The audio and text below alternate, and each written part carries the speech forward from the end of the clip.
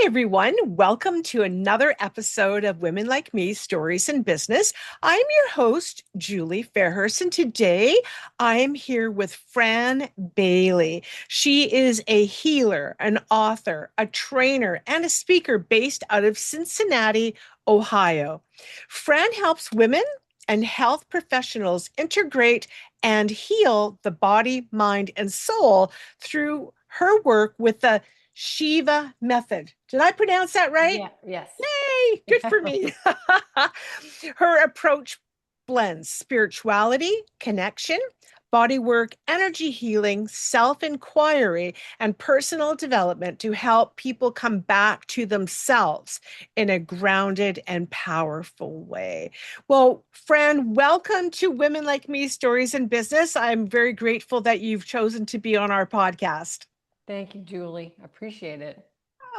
Okay, well, let's begin with you. So, what led you to the work that you do today as a healer, author, trainer, and a speaker? I think it's been an ongoing process, let's put it that way, since I was very, very young. Um, I, grew up in a metaphysical home, but also a lot of music and dance. My parents were musical and all that stuff. And so fell in love with dance first, and because I love movement, I love music, and I could express myself without talking, you know. Ah, So yes. it was a perfect medium for me. And then when I was 12, I had a near-death experience. I went to a Christian Science camp, and that was when they believe in positive thinking and metaphysics and, the sort of the bigger picture of life, of course, love and the divine. And um, that was always present. And anyway, so the near-death experience was certainly interesting. So that was And when you were 12. 12. Wow. Yeah. And I knew something had shifted, something definitely had changed. I just didn't know what. When you have those experiences, you go through the light and you're not ready, and you see you see everybody up there and wanting you to come forward, and Wow. yeah, it's pretty amazing. And then you're rushed back into your body because they say you're not ready. So I had more to do, and that's sort of been my mission of kind of like figuring out what that is, what that is Yeah. that I so, moving on, became a dancer, did a lot of choreography, dancing, performance, a lot of teaching. And I was teaching some kids at the New School, which is a Montessori school in Cincinnati. And one of the parents is a doctor from South Africa, and was opening an alternative center. And he said, Franny, and I said, what? He said, you can see energy. I went, okay, what's that? That was, 25 years ago. And Yes. so I started training. He said, I want you to work with me and work for me. And I started training with his trainer out in California, Rosa Briere, who's a metaphysical, intuitive healer. Incredible.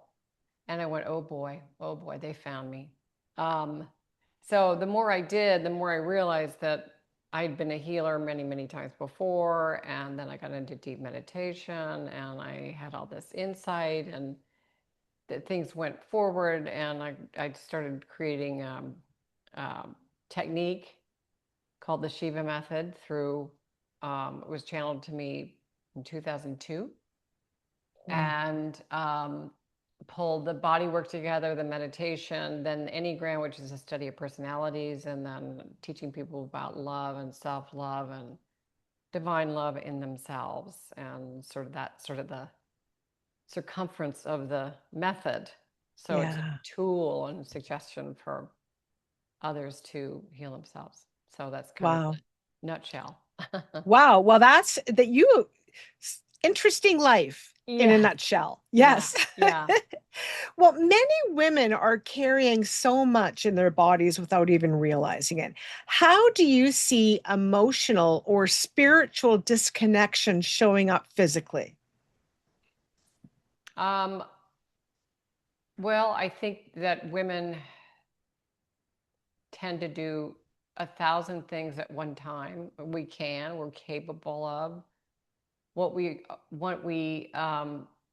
don't realize is that we have to come back into home. We have to come back into our body to slow down, to figure out, okay, where am I?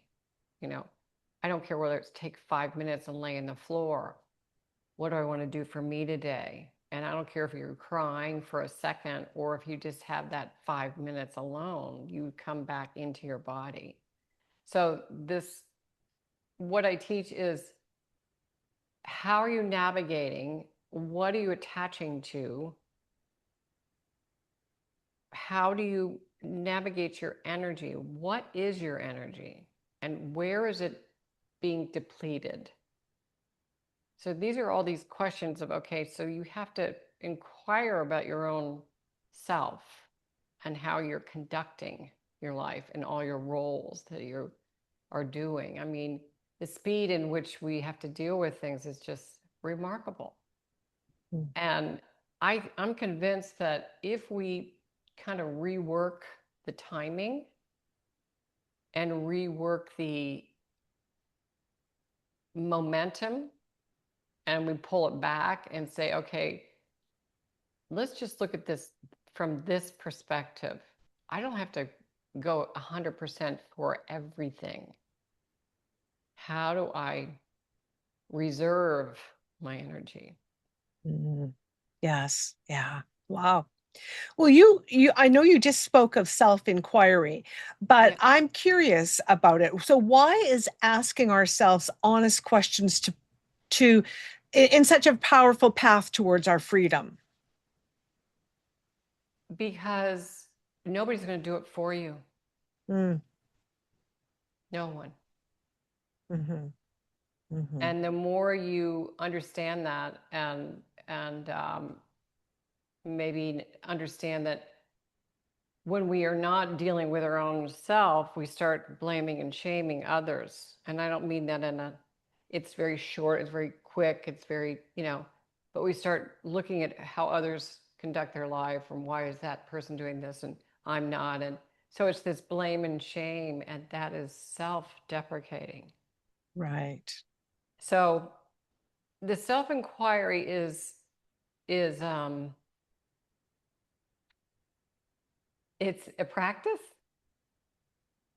It's a real practice. And so in the self-inquiry, there is a requirement to love yourself at all times, no matter what is happening in your life, what stages of where you are in your life, because that inner self and that inner knowing and that inner love has to be present in order to make changes. And you're the only person that can make the changes. Hmm. Hmm. So it's respectful, it's honoring, it's saying hello to all of you, the best, the worst, the maybes, it's all of it, and not apologize for Hmm. anything. Hmm. Well, what do you believe most women are afraid to ask of themselves?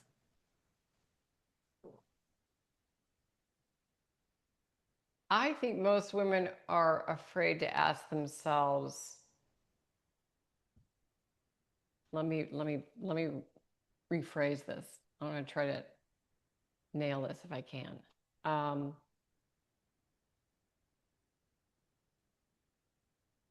I think we tend to compare, and I think we may come to a quick judgment when, if we look at ourselves and ask the question, well, wait a minute, isn't it you, not someone else, that you're dealing with? Isn't it you that you need to love and really love, not just go through the steps, but really take a breath and say, what do I need from me today? I think that is hard for women to do because the pace, the demands are tremendous. And even Mm-hmm. when I put my fingers, this is a acupressure point called CV17, which has to do with the lungs, which has to do with emotions. And even, pressing there in the sternum, you have to take a breath almost because you're pushing energy into the body and through the back. Um,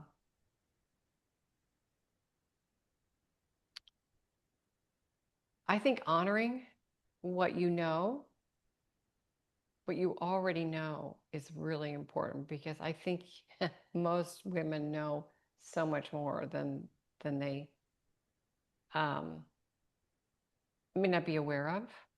Mm-hmm. Mm-hmm. I mean, Yes. it's just, it's divine femininity, Yes. and it is. It's just it. And once you tap into that you're part of the club, so to speak, and think in terms of energy and um, the expansion of your divine femininity, then things become a little bit easier, that you can actually put it in each role Mm-hmm. as part of, expanding your consciousness. Mm-hmm. Well, for someone listening who feels disconnected from herself, where would you suggest she begins? Well, I just did a transformational um, on my website. It's free. It's self-inquiry. It's very simple, very, very simple. And it has to do with the body, the mind, the heart, and the soul. And it's just simple, simple exercises. And there's links to all my meditations. There's actually some body work for free on the first one. But I think, as a dancer and someone who observes audience and life as you create, this is the body, this is the instrument. And so when you are performing an emotion in a breath or just a gesture, that alone is divine, because it's so simple. And I think that we we do our yoga, we do our Pilates, we do our running, we do all those things, but it really boils down to that simple moment, and that simple moment of you connecting to you. And so the Mm-hmm. body work is all about the chakras and breathing into the centers, and what does it feel like to let go of an attachment. Mm-hmm. Well, what does the body often know before the mind is ready to admit it? Mm. Well, it could be disease. Mm-hmm. It could be gut issues. It could be skin issues, irritation. You know, you're irritated. Um, Lung is emotions, but it's also letting go of severe emotions. Kidney is fear. Spleen is anxiety. Liver is anger. There's Mm-hmm. a whole meditation I do on that. I don't have that up right now, but it's all about clearing the organs, because we Ah. hold so much in our bodies. That's why meditation is so important. But studying this instrument is also vital. It's just an amazing piece of it really is. So I'll give you an example of, I'd had 3 children. My father died of cancer, and he's pretty young at 74, and it was very hard on me. And 3 young kids. My sisters had their children, and my mom was flipping out, and my husband was working away from the house. And a year later, I got cancer. Ah. So I think if I look at emotions and I look at the body, I think I carried all that survival, which is a survival, is first and second chakras. It's about survival. And if you carry the worry and the concern and, oh, I want to leave with him, then emotional despair, it will respond. And I think that's, my body just said, okay, that's enough. Mm-hmm. Stage 4, it was contained, but it was, they wanted to take everything out. And I said, no, I'm not going to do that at my 40s. And they said, well, you could take everything out and have a tummy lift since you had twins. And I said, I beg your pardon? Wow. So I went and found a woman. And she said, you don't have to take everything out. But I had to go every 3 months to get checked and make sure. But in that time period, I was the guinea pig, and I knew that if I could do this myself and understand the correlation between emotions and the body, and that the body can heal, I did the work through Rosalind. I trained myself through, my hands, like my dancing, but I'm dancing with my hands, running energy, and doing that on people and now myself. So actually killing the cancer cells and running energy in that area to say that I am whole, I am loved, I am not half of me, I'm all of me in this healing moment. And it's pretty powerful. I didn't tell anybody. Oh, you didn't? Oh no. I mean, I didn't tell them what I was doing. Right. I didn't make a big deal out of it because Yeah. I didn't think it, I just didn't think it was, I mean, I had 3 babies. I didn't have time.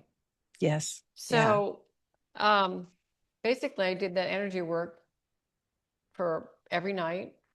And interesting, with cancer, people feel shame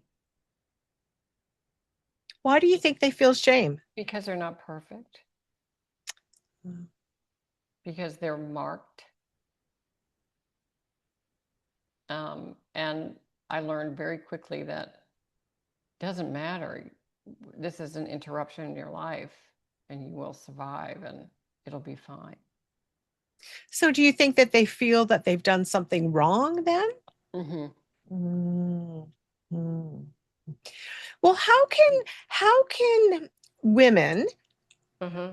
deal with their emotions? Because I know a lot of us don't even know how we feel half the time. Right. So what do we do about that?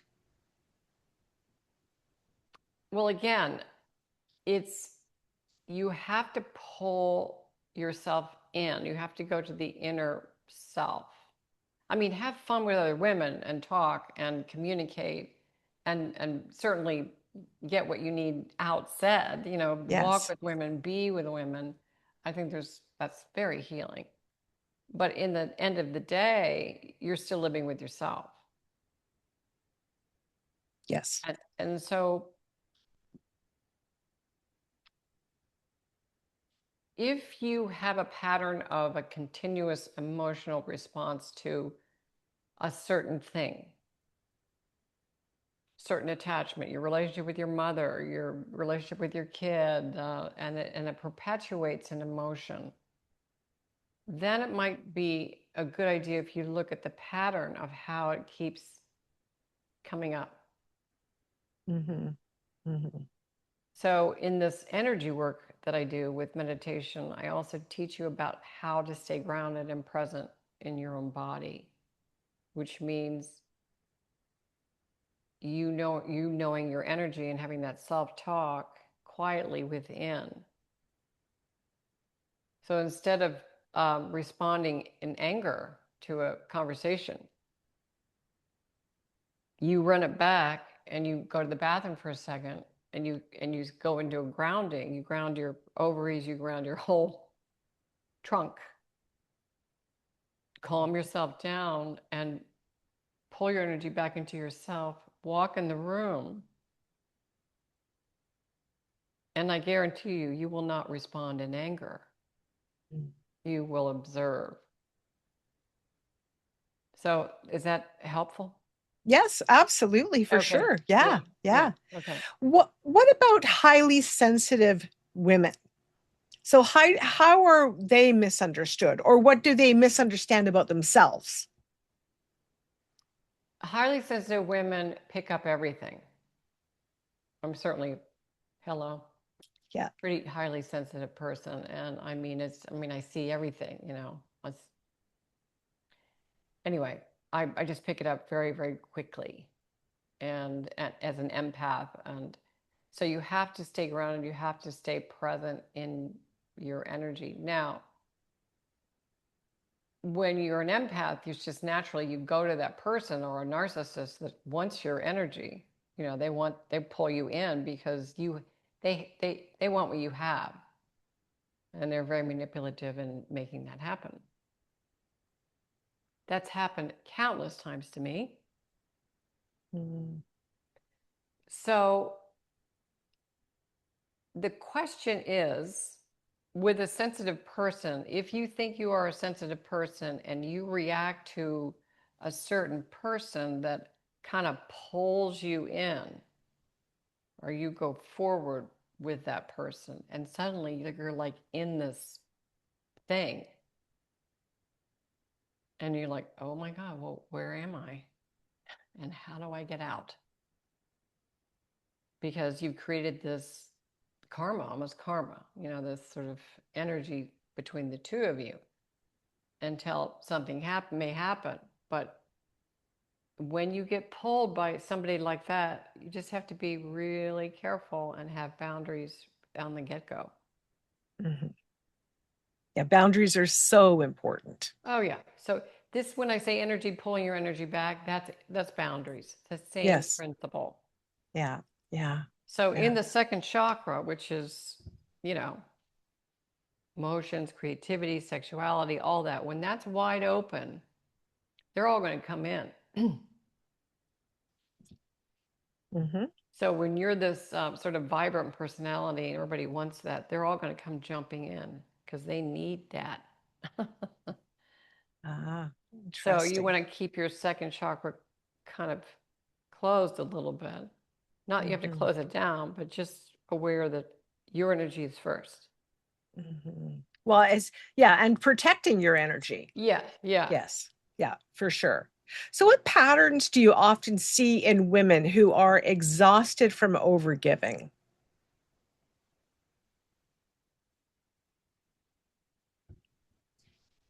Well, it depends on the personality. Mm. It's interesting. Some women go deep into depression. They don't know what's happening. Um, some women are anxious and they get more anxious, so they do more, and they think they're chasing the anxiety, so they do more. And they do more and they do more because they love what they do and they're sort of addicted to what they do. But they're going further and further and further away. Mm-hmm.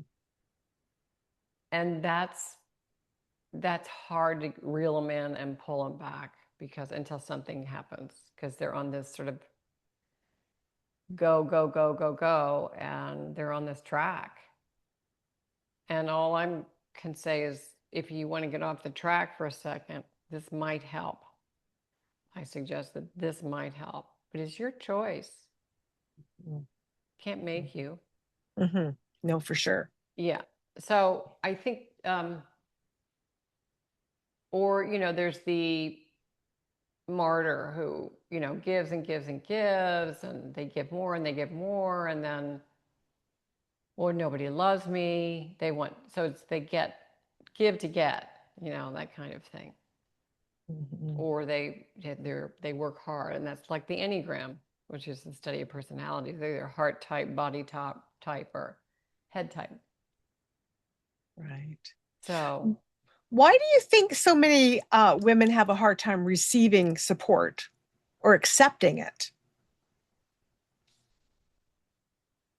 I think that sort of comes from their mother, Mm, comes down through the generations. I think, this new generation coming up, and I think we're learning.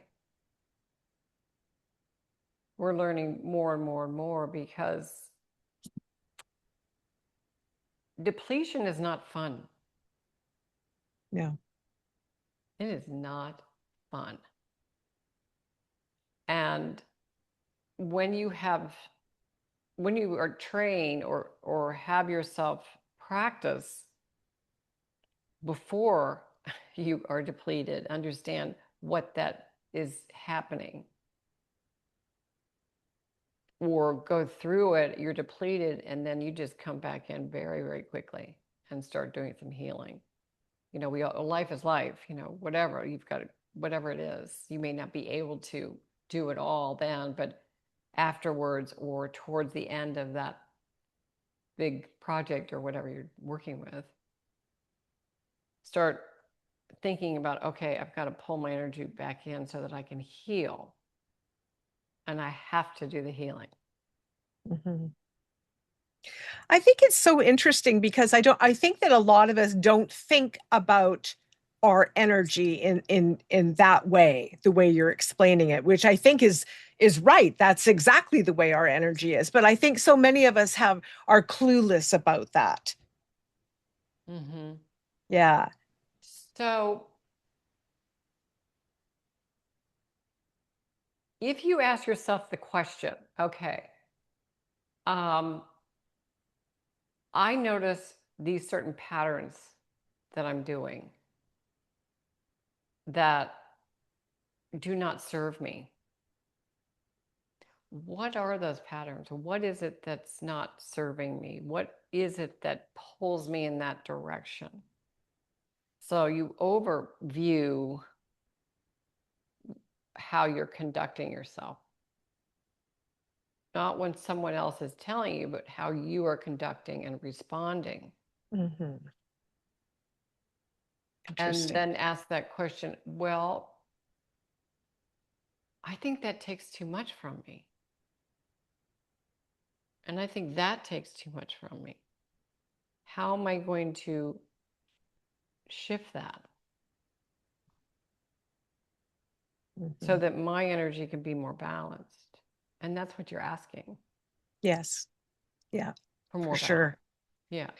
So guided meditations. So you offer guided meditations on your website. So Mm-hmm. what role does meditation play in healing and self-connection? Okay. The meditation slows you down. It takes 20 minutes at the most, 25 minutes maybe. Each one has a purpose and a reason. Um, it gives you a different perspective on what you're dealing with or what comes up for you in that moment. You could do it one day, Monday, you could do it Friday. It could be totally different. But somehow the two are connected because you are continually, you're clearing. So it's consistency of actually doing it again and going through, what am I seeing? What am I feeling? What am I hearing? What am I knowing? It's the knowing that gives you the energy. Mhm. What do you say to people who say, I can't meditate? My mind's way too busy. I got too much going on in there. I can't possibly meditate. Well, that's why I like this meditation, because it's very physical. I don't take you out of your body. You have to focus in, and Yes. you focus on each center, what they mean. First chakra, survival, second creative, third ego, fourth heart, fifth speech, intuition, and then spirit. So you're always working in this system. It's just like anything, everything has a chakra system, everything has energy. Mhm. So when you think in terms of that, that you're um, metaphysical shifts and changes can make the can make you shift in a certain way. But the point is there's a whole meditation on focusing and sleep and, get you back in. Where'd you Yeah. go? I'll get you back in. Yeah. Yeah. Or laugh because you're out and you're somewhere else and you're in that thought and you're way out of your body, and start laughing at yourself and say, okay, I'll get back in, and let go of Yes. that thought. Yeah. Yeah. I was in my 30s. I was in a meditation circle for 7 years. Oh, And I have always said that it helped me to know who I was right. on a way different level Mm-hmm. than, yeah, and strength, all of those kinds of things. It was an amazing experience. And I don't meditate as much as I should, but I encourage anybody out there who's never meditated that they really should give it a try, because it is, if you want to get to know who you are, for myself anyway, that was a big thing for me. Oh yeah, Yeah, absolutely, absolutely. yeah, yeah. Because we are, we are souls that have a body, and their soul is Yes, your best friend. I said, yeah, yeah, your soul is your best friend. That soul is with you all lifetimes. yes, And when you really start tapping into that energy, it's again, it's the volume. You expanding yourself. yeah, yeah. So Well, what does empowerment mean to you? Or self-empowerment, I should say. self empowerment. Um, Again, it's um, the word judgment is absent, meaning that judging everything that you do. Empowerment is letting go of attachments and judgment of self and others. Now, we all respond, we all judge. I mean, that's obvious, but as far as holding on to what has to be and what ought to be and what should be is part of that expansion, so that you can find yourself. As you said, you keep finding new things about yourself, and Mhm. um, it's the self-deprecation and the judgment that we do is just, I just don't know how that happens, but it does. Yes. Yeah. Yeah. Amazing. What about I remember there was this one lady who came to the meditation circle that I was in, and it just freaked her out. She couldn't do it. Mm. And so what do you say to, I'm going to say women because that's my main audience here. So what do you say to women who might be afraid of what they might uncover?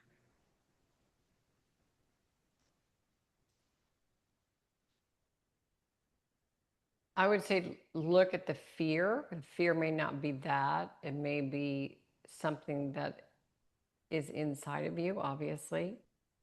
But the fear, if you think about the opposite of fear is courage. And facing yourself with yourself, nobody else is going to be around. It's the judgment. Somebody Mm, else is going to judge me, or I'm going to judge myself, and I don't want to know that about myself. So therefore, I'm not free to choose. I'm going to stay in that fear. That's the choice. I'm making that choice, and that is their choice. mhm, If they want to stay in that fear, that's then they go down that. Then they stay in that fear. Those that want to step a little bit out, I'm going to try to help you to move a little bit further, and a little bit further, and a little bit further. So that fear cord. It's interesting. I do this deep meditation one-on-one with karma cleanse. It's called karma cleanse. And I ask you to either do clear karma with a person, an idea, a thought, or something from the past or whatever. It's your choice to do that. So I did that myself. on myself. And I put fear. And there's a whole system where you put it in a circle and then you do arrows and shoot it and move it out of your system. And it's like, oh my God, I had 100. So it's constant, and you have to keep. And then I did an ancestry cleanse, which was very interesting. So it's that fear comes from something else, I think. It comes down through your ancestry. So generations. Generations. Mm-hmm. And that's fascinating. It's a whole nother. Yeah, yes, yeah. Well, you have helped hundreds of people for over 20 years. What have your clients taught you about human resilience? Anything is possible. Anything is probable. I mean, I have seen and witnessed many changes, and the beauty is that I'm just here to facilitate. The beauty is in them, and the light that comes out with them, the light that shines. It's like, oh my God, I can breathe. Mm-hmm. I can be with me, and be okay. That to me is that's all there is. Yeah. And of course, love. Yes. Yeah. Yeah.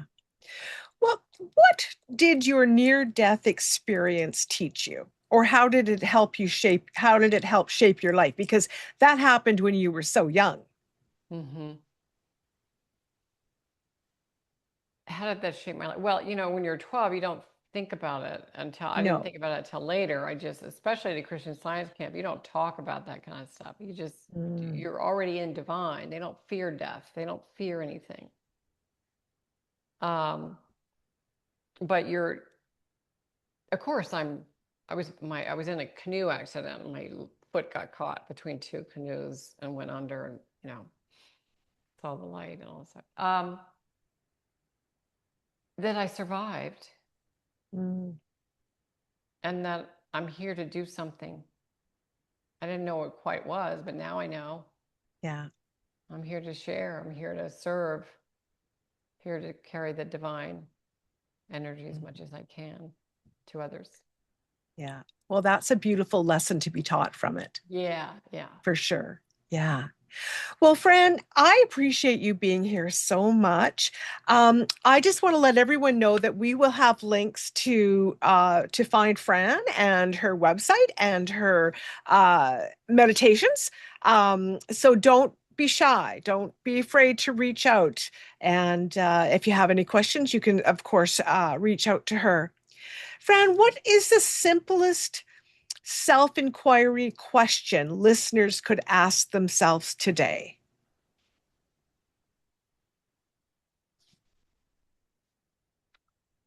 The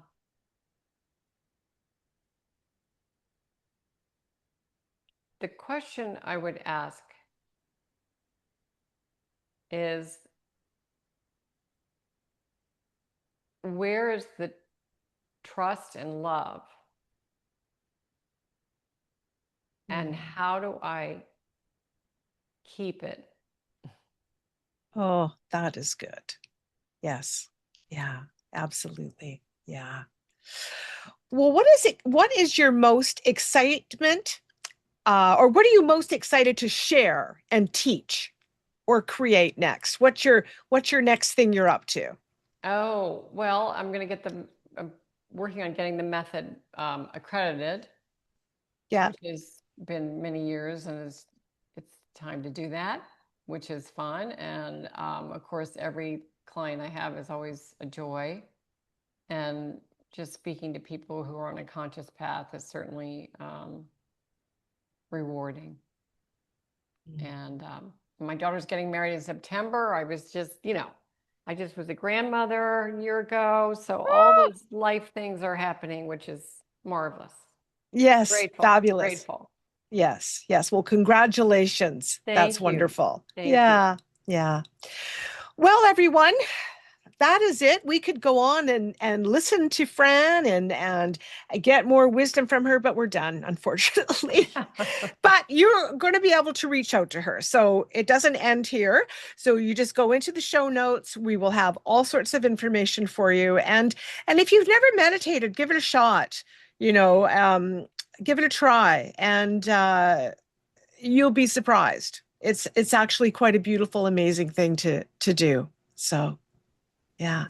Well, Thank you. Fran, thank you so much for being here. I appreciate it. And yeah, I'm going to head over to your website myself and snoop around. Oh, great. Well, thank you, Julie, so much, and take care of yourself. Thank you. Thank you. Okay, everyone. Thank you for being here for this episode of Women Like Me Stories in Business. And we'll see you all again next time. Take care, everyone. Bye bye.